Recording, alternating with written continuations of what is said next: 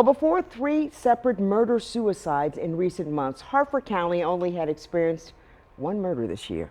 Well, sadly, you can add another case to that list following a gruesome discovery as the sun came up on Edgewood this morning. WMAR 2 News' Jeff Hager has the story.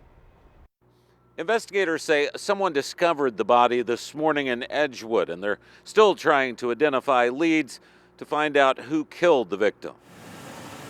Shots in the dark raised fear of violence here in Edgewood, and hours later, the discovery of a shooting victim confirmed it. Around 6 o'clock a.m., our deputies were called down to the 1400 block of Hanson Road for a person that had been shot.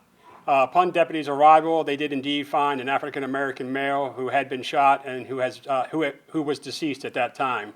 Deputies shut down surrounding streets and surveyed a nearby house with an apparent bullet hole in the window, as well as using metal detectors and a trained canine to try to find bullet casings at the scene. The victim has now been identified as 22-year-old Denzel Shabazz Jones of Middle River, but investigators are withholding other information for now, like how many times the victim was shot and where he was struck.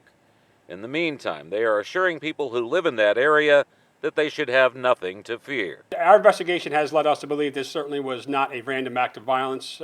This was what we believe to be a targeted incident, yes. We don't believe we have a person running around randomly shooting people or anything like that. If you have any information which could help investigators in this case, you're asked to call Metro Crime Stoppers at 1-866-7-LOCK-UP.